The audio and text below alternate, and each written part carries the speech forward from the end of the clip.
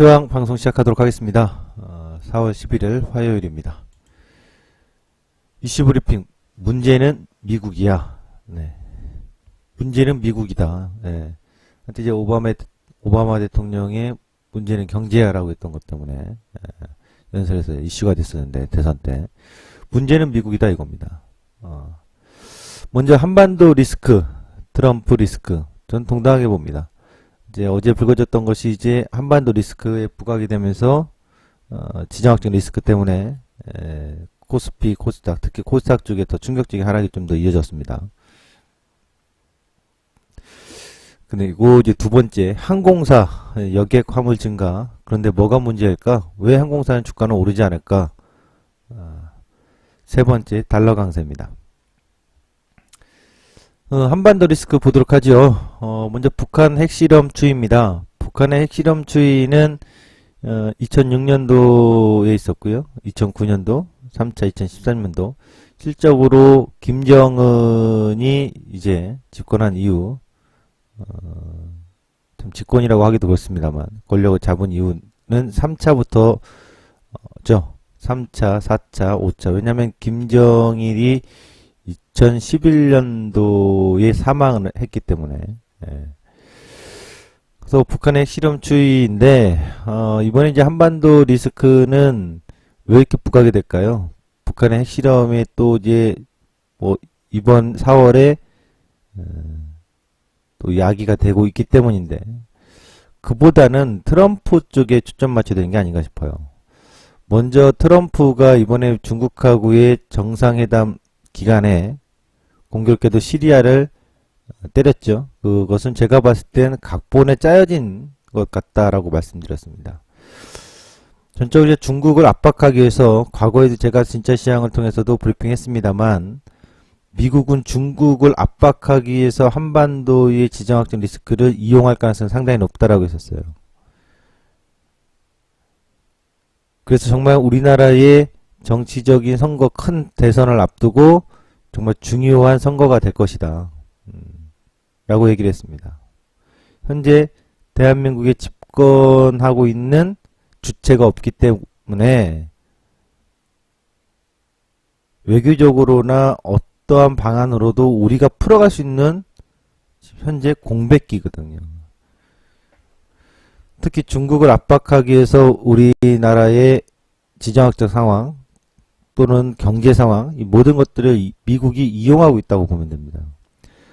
시리아하고는 분명히 다릅니다. 이번에 전쟁론? 이런 찌라시에서도 그런 얘기도 나오고, 엄청나게 시끄럽습니다.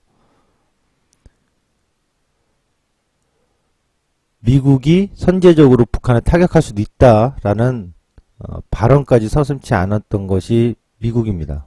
과연 할 수 있을까? 쉽지 않습니다. 왜냐하면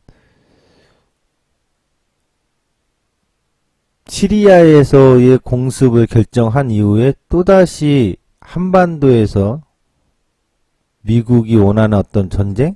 참여? 이건 쉽지 않을 거라고 봐요. 한쪽에 집중되어 있는 싸움이 아니라 양쪽으로 집중해서 싸움한다는 것은 미국이 선택하기는 어려울 겁니다. 만약 시리아를 빠른 시일 안에 안정화시키고 미국이 원했던 전쟁에서의 참여 성과를 내놓고 그리고 나서의 이제 북한으로 집중을 한다고 하면 그 우려스러움은 커지겠습니다만, 시리아와 북한 양쪽에다가 대응은 쉽지 않을 거라고요. 그러나 북한을 이렇게 압박하는 요인은 무엇일까? 북한이 한두 번 미사일 쏘고 또 한두 번 북한의 핵실험이 나왔던 게 아니기 때문에 이번에도 그러려니 할 수 있습니다. 일반적인 시각입니다. 근데 이번에는 제가 봤을 때 성격이 단순히 북한을 타겟으로 보는 것이 아니라 중국을 최대한 압박하기 위한 미국의 행동이라고 보면 될 것 같습니다. 지금 미국에서 중국을 압박하기 위한 것은 금융도 있지만 경제도 있지만 바로 이 한반도의 지정학적 리스크를 부각 최대한 시켜서 중국에 대한 압박을 계속 가하고 있다. 이렇게 볼 수 있을 것 같아요. 이번에는 조금 민감하게 반응을 하는 것 같긴 합니다. 그러나 외국인들이 전체적으로 굉장히 발빠르게 대한민국 증시의 지정학적 리스크를 부각을 받으면서 주식이나 채권이나 대한민국 증시를 떠나는 뭐 그런 관점은 아니라고 보거든요. 일정 부분 채권 시장에서는 좀 조율을 해놓긴 했습니다. 언제든지 대한민국 증시에서 차익 실현하고 튈 준비도 일정 부분 포지션을 좀 변화는 두긴 했는데 뭐 그거 가지고 그런 부분 가지고 북한과의 지정학적 리스크가 굉장히 커질 것이다라고 확대 해석하기는 아직은 무리가 있는 것 같고요. 일단 북한의 리스크는 4월 달에 좀 일정 부분 시장에 영향을 미치고 있다. 또 주목을 해야 될 것 같습니다. 왜냐하면 지금 미국의 항공모함 등이 계속 한반도에 집결을 하고 있기 때문에 4월 말까지도 집결 예정인 것들이 있기 때문에 당분간은 우리나라 대선이죠. 대선이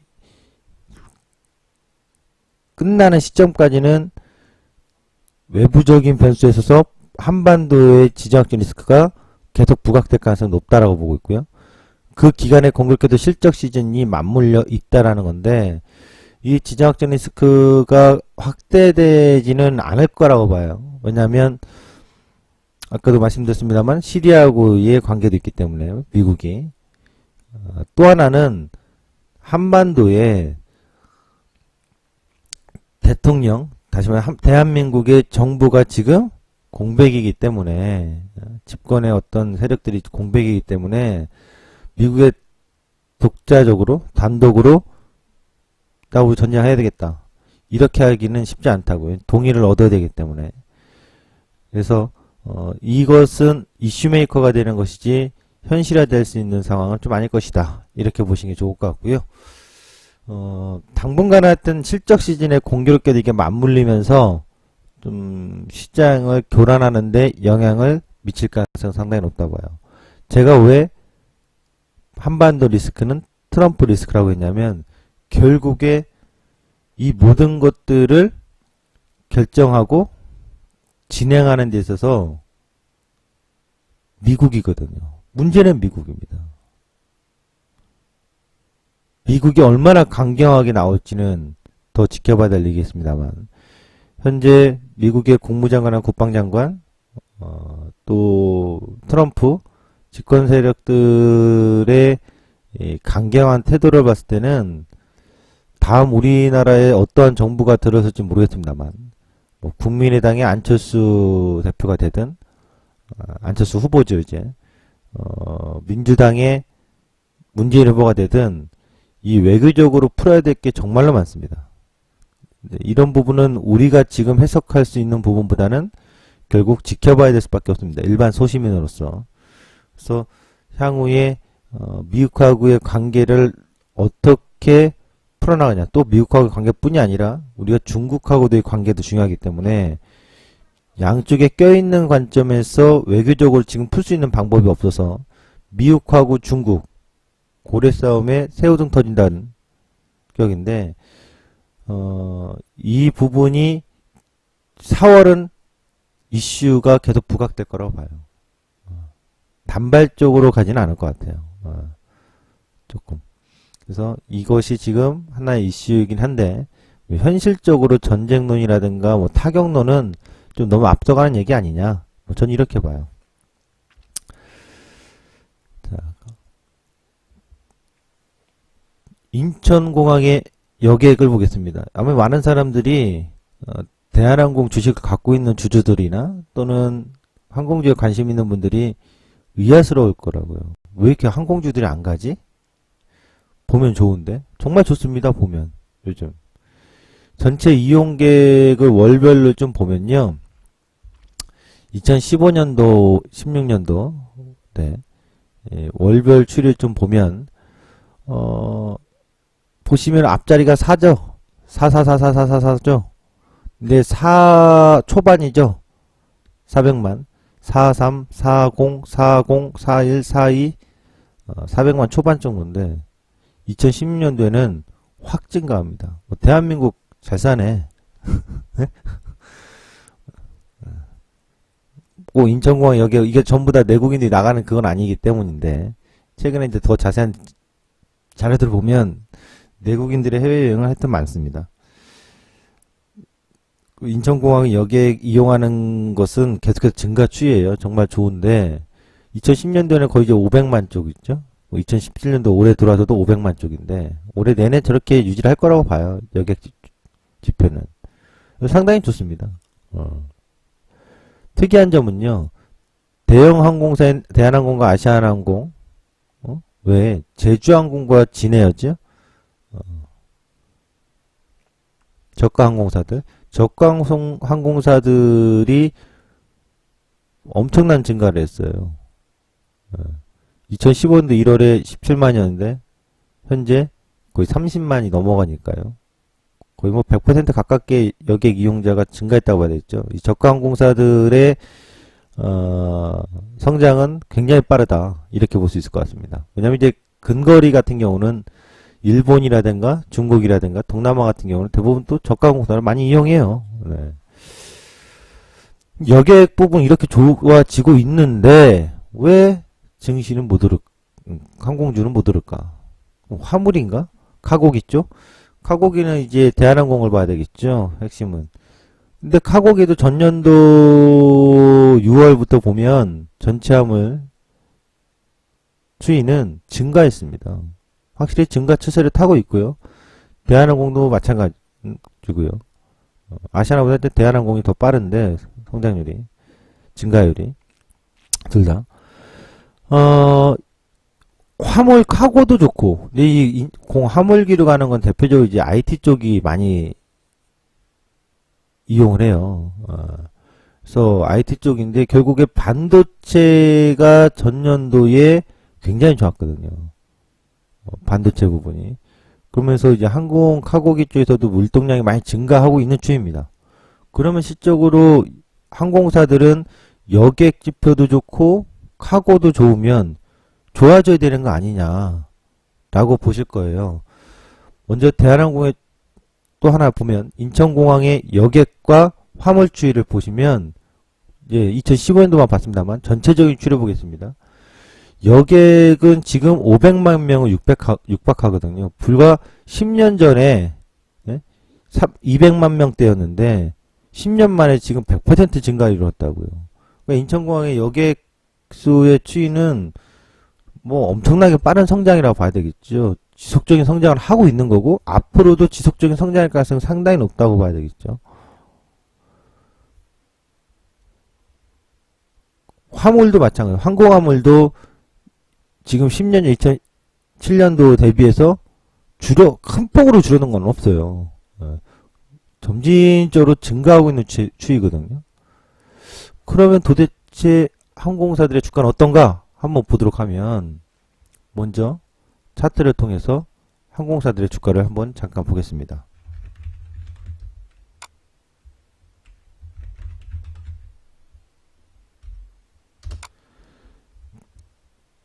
최근에는 기관들의 수급이 조금씩 들어와 주고 있습니다.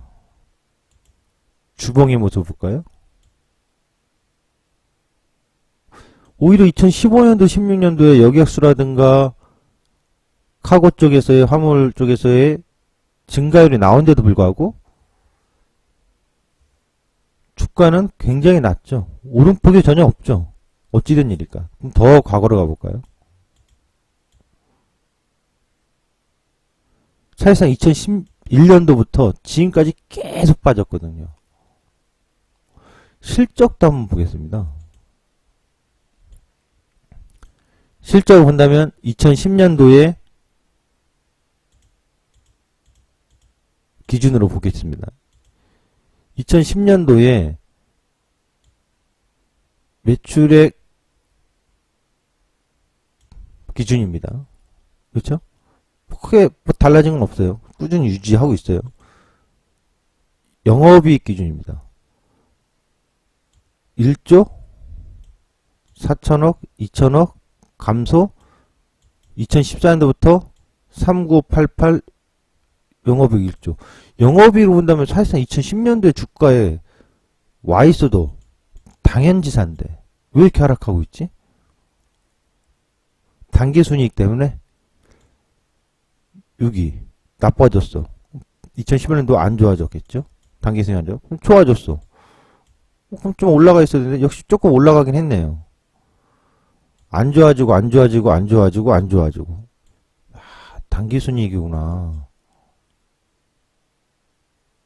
단기순이익이 개선이 안 되네? 그럼 더 디테일하게 들어가 보도록 하죠, 그러면.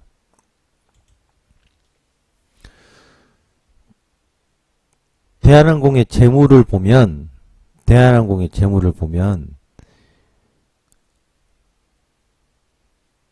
요겁니다, 요거. 외환. 항공사들은 외환을 먼저 얘기할게요. 외환 이익보다 이익은 줄어들고 있고 외환 손실은 급증하고 있거든요. 그러니까 우리가 투자를 하면서 대한항공은 쓰레기야. 에? 땅콩 회항으로 땅콩 뭐 이걸로 유명했잖아요. 이렇게만 볼 게 아니라 객관적으로 봐야 된다. 항공사들 부채비율이 너무 많아. 그건 당연한 거예요. 근데 더 중요한 건 항공사는 여객과 화물만이 중요한 게 아니라 제일 중요한 게 환율입니다. 그래서 어떤 분들은 항공사 진단을 이제 종목 진단할 때 얘기를 하는데 뭐 자기는 뭐 항공사를 뭐 투자를 안 한다. 그럼 공부를 안 했기 때문에 그런 거예요. 항공사를 투자를 안 한다. 그럼 공부를 안 했기 때문인 거고. 또는 뭐 어렵다. 어렵지. 근데 뭘 봐야 되냐? 항공사는 다른 어떠한 업종하고 다르게 제일 민감한 게 민감한 건 정도가 아니라 주가와 실적에 있어서 가장 주목할 거 환율입니다. 외환 손실이 계속 커지고 있거든요. 영업이익과 기본적으로 업종별로 우리가 기본 봤을 때 투자를 하기 위해서 그 기업을 선정할 때는 이 기업이 무엇을 도대체 만드는 회사냐, 무엇을 만들어서 무엇을 파느냐, 그래서 얼마의 이익을 남기고 가느냐, 이거잖아요. 기본 상식은. 그런데 업종별로 다르다고요. 뭐 요식업에 따라 다르고 유통업에 따라 다르듯이 항공사는 제조업은 아니잖아요. 그렇죠? 운송이죠. 서비스죠. 그 사실상 운송과 서비스이기 때문에 물동량 많아지고 여객수 증가하면 좋은 거라고 생각할 수 있는데 가장 중요한 걸 많은 사람들이 간과하고 있어요. 그게 뭐냐면 바로 환율. 그리고 항공사의 가장 많은 비용을 차지하는 게 항공료입니다. 항공료와 달러주의의 주가는 엄청나게 밀접합니다. 밀접한 정도가 아니라 저것만 이해하면 항공사의 트레이딩이라고 저는 안 하죠. 우리는 가치 투자를 추구하니까. 투자 시기를 찾을 수는 있어요. 지금 항공사 대한항공의 주식을 갖고 있는 분들, 아휴, 대한항공 아주 그냥 조씨 집안 때문에 투자하기 싫어. 이런 분도 있고, 아우, 시끄러워. 저 부채도 많고, 재무제표 보니까, 아유, 항공사 아주 그냥 지긋지긋하다. 나 대한항공 아주. 그리고 항공사는 언제든지 사고 날 수 있는 위험이기 때문에, 아유, 불안해. 틀린 말은 아닙니다. 어떤 항공사들은 큰 사고로 인해서 파산도 당했었으니까요. 아니 미국의 델타항공은 지금 주식 엄청나게 잘 가는데 왜 대한항공은 안 갑니까? 환장하겠습니다. 빨리 손절하고 도망가야 되나요? 라고 할 거예요. 지금 제가 표시해 놓은 거는 검정색 구간처럼 지금은 사실 대한항공을 주식을 엄청나게 박앤세를 하고 있기 때문에 누가 싸게 살 수 있느냐의 싸움이라고요. 대한항공. 샀는데 50% 마이너스 나면 어쩌려고요? 뭘 어째 더 싸게 사야지. 주식은 나눠서 살 수 있잖아요. 내가 산 가격보다 5%, 10%, 15%, 20%, 30% 낮아지면 웬 떡이요? 하고 사야 되는데 많은 사람들은 오히려 도망가고 손절칩니다. 당연히 매매를 하니까. 매매는 손절칠 때가 필요하죠. 매매라면 손절도 필요한 겁니다만 투자라면 엄한 손절을 해서는 안 됩니다. 투자는 여간에선 전 손절 안 합니다. 왜? 게임이 끝난 게 아닌데. 물 흘러가듯이 흘러가는 물인데 물이 말라버린다고 하면 손절해야지. 어차피 물은 계속 흘러다니는데 태평양에서 돌고 도는 건데 바닷물은. 대한항공 저평가 영역이라고요. PBR이 지금 0.98배 정도인데 아주 싼 건 아니죠 또? 더 싸지면 얼마나 좋겠어. 더 싸질지 안 싸질지는 지켜봐야 되겠습니다만 당장에 이익이 나올 거라고는 기대하지 마십시오. 근데 왜 기회 영역이라고 얘기하냐 도대체.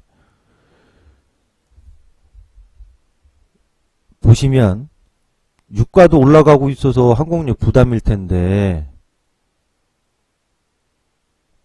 왜 기회라고 하냐. 잘 보시면 85년도 6년도부터 주가가 상승했던 대한항공이고요. 그 다음에 98년도 2000년 2001년도부터 쭉 올라갔어요. 또 한편에 이렇게 얘기할 수 있어요. 아니 당시에 기준금리 인하해가지고 주가 뛰었던 시기인데 대한항공 갔지 않냐. 근데 지금 양적완화 했는데 대한항공 안 간다. 유동성 장세가 넘쳐나는데 왜 안 가는 거냐.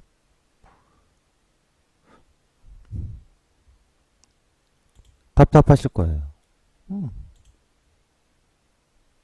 아마 항공주에 대해서 제가 예전에도 얘기를 한 적이 있습니다만 왜냐면 항공 쪽은 제가 잘한다기보다도 당연히 잘 알아야 되겠죠. 전문가로서 뭐 엔지니어적인 그런 건 아니더라도 다양한 산업에 대해서 해석할 수 있으려면 알아야 되는 건데 좀 알죠. 항공.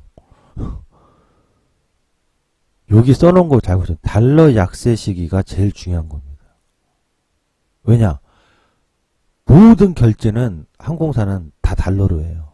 그리고 항공사에서 가장 많은 비용을 차지하는 게 뭡니까? 당연히 비행기 띄우려면 비행기 있어야지. 뭐 배 타고 갑니까? 그럼 조선이지? 선박하는 해운사지? 버스, 운송. 버스 필요할 거 아니에요. 비행기 필요하잖아요. 또 비행기는 뭐 그냥 뜹니까? 기름 있어야지. 항공유. 왜 비행기 막 청소 관리 잘하고 먼지 이런 거 막 하는 줄 아십니까? 그게 결국엔 유류 절감하려고 하는 거예요. 그 일반적 상식적으로는 이해가 안 되더라고요. 그렇게 뭐 청소하고 먼지 좀 쌓여있다고 뭐 그 얼마나 차이 나겠어? 엄청 차이 난대요. 그리고 비행기 좋은 곳으로 자동차도 똑같아요. 구형 10년 된 차보다 신형이 더 연비 절감은 당연한 거거든. 저게 가장 중요한 거죠. 모든 결제는 다 달러예요. 올해 이제 대한항공 같은 경우는 또 신형 보잉사에서 나오는 B7879, 아시아나항공은 A350-900, 또 올해 대한항공 한 16대, 그 다음에 아시아나항공 한 4대 더 신규 구매하기로 했는데 전체적으로 대한항공이 한 150대 정도 될 거예요. 그 다음에 아시아나항공이 한 90대 정도? 네, 될 거고요.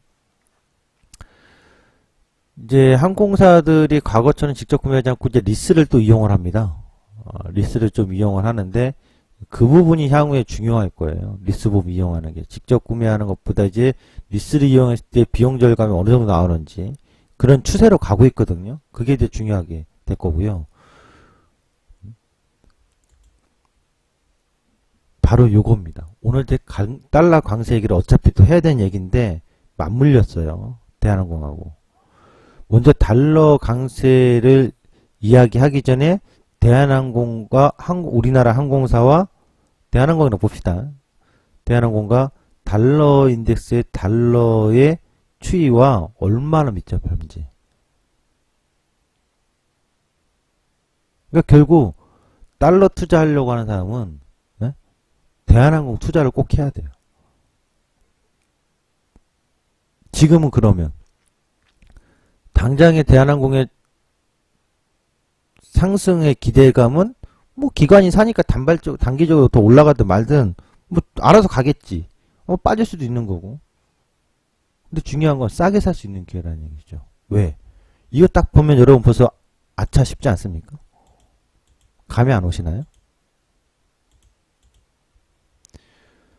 85년도부터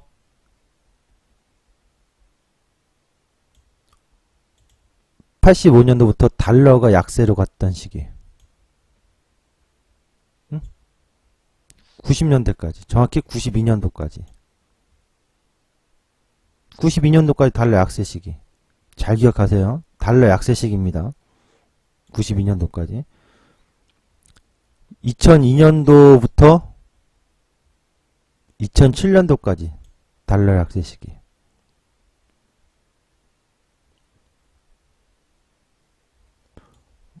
(85년부터) 92년까지 2002년 월드컵부터 2007년까지 딱 돌아가 볼까요? 다시 한번 차트로 볼게요. 그러면 더 잘 보일 테니까.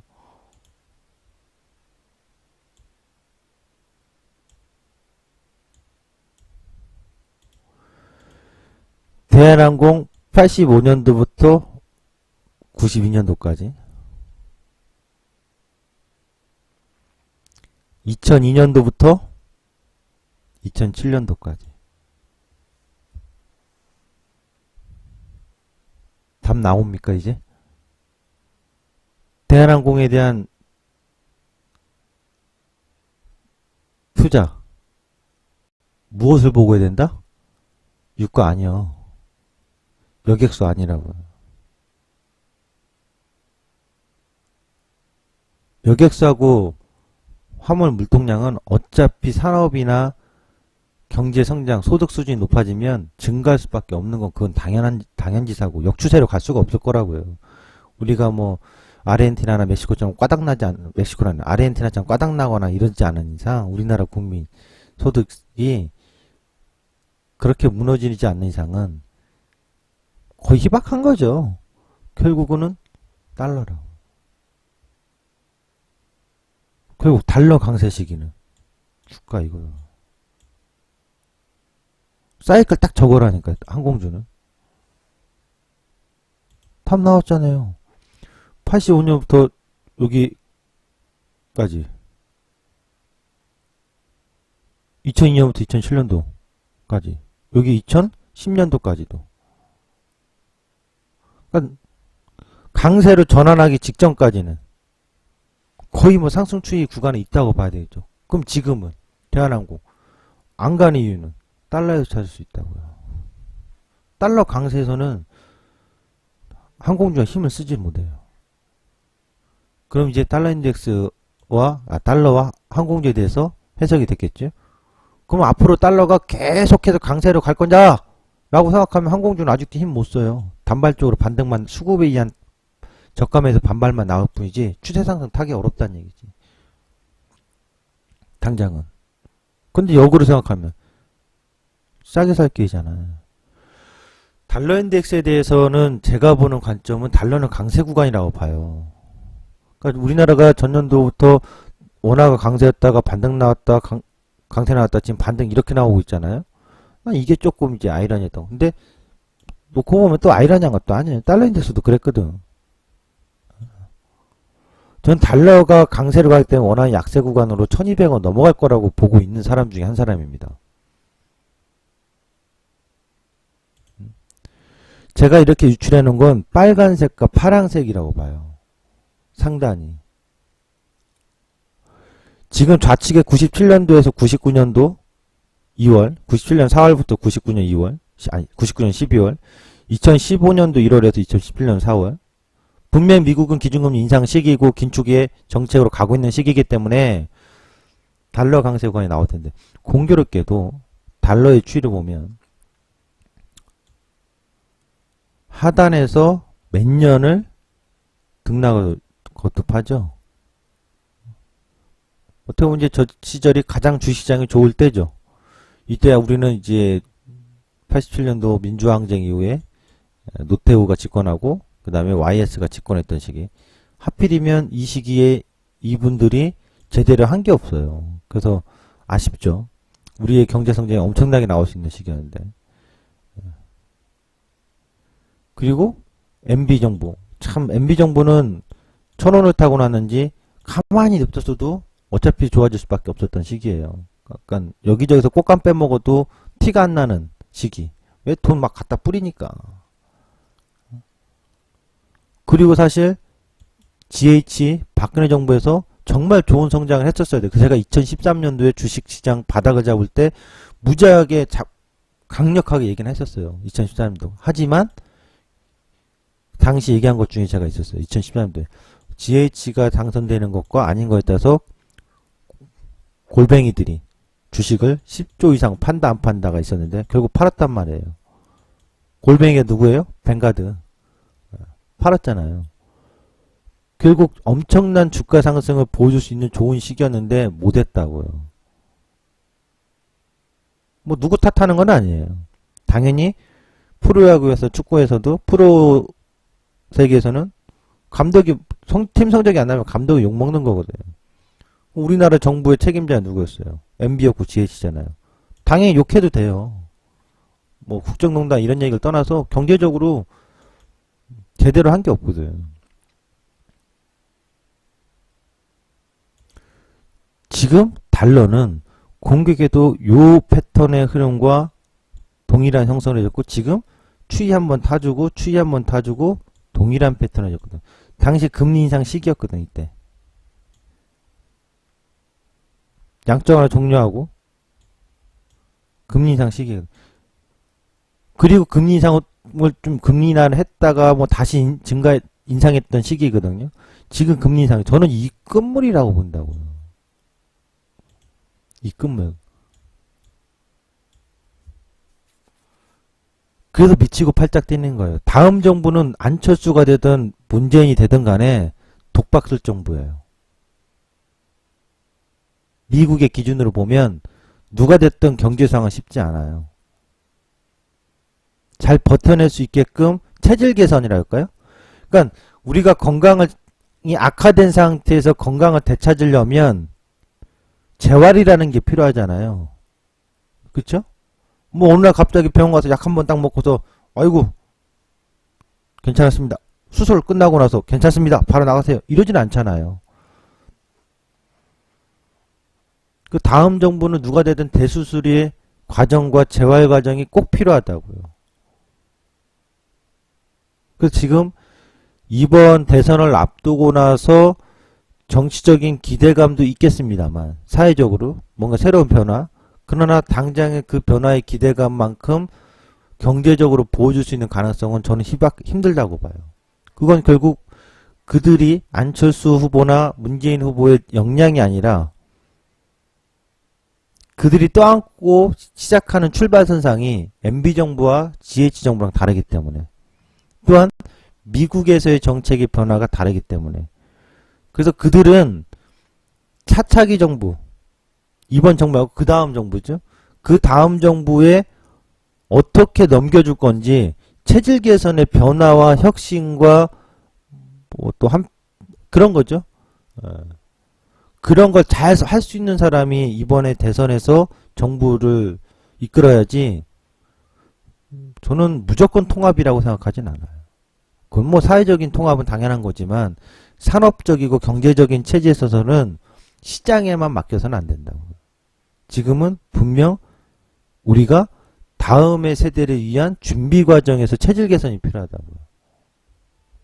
달러는 저는 요 상승마디 구간이 한 번 더 있을 거라고요. 이런 식으로. 결국에 미국의 기금 인상하면서 넘어갈 거고 사상 최고의 달러 가격을 보여줄 가능성이 상당히 높다고 봐요. 지금 사상 최고는 뭐 과거지만 지금 양적 완화 이후부터 올라오는 달러의 강세는 더 될 거라고 봐요. 그래서 105, 110 정도면 어떠한 정책의 큰 변화라든가 달러의 변화, 시뇰리티 효과 다시 나타나는 과정이 있을 거라고. 이 시기가 뭐예요? 위기이자 최고의 기회라고 저는 기다리는 거예요. 주식 투자는 사서 보유할 때도 기다리는 인내심이 필요한 거고, 현금을 들고 있을 때도 현금의 기다림이 필요한 거거든요. 요즘 이제 현금 들 필요는 없죠. 왜? 지수 인버스가 있으니까. 이거 자신 없으면 안 해도 되고, 현금만 들고 있는 거고. 사는 것도 기다림이고, 사서도 또 기다리는 거예요. 주식 투자는 그렇게 해야 돼요. 전 늘 가치 투자를 그렇게 하고 있고, 우리 클럽에서는, 우리 방송에서는 그런 가치 투자를 계속해서 강조하는 거죠. 다만 이제 구간에서 단기 스윙을 조금씩 소액으로 좀 한다든가, 스윙 매매를, 그렇죠? 또 포트 매매를 좀 한다든가, 이런 거죠. 지금 달러는 이렇다고요. 그래서 달러에 대한 추이를 기억해 두자. 그것이 진짜 투자의 기회를 포착한 시기다. 서둘지 않아도 어차피 지들이 뭐 우주를 뚫고 나가는 이상 아닌 이상 지구상에 있으면 내리면 오르고 오르면 내리고 다 반복하게 돼 있어요.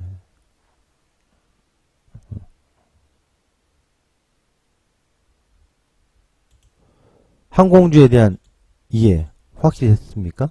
대한항공 손절이 아니라 살 거냐 말 거냐 고민이라고요. 얼마나 싸게 살래? 당연히 사면 보유지.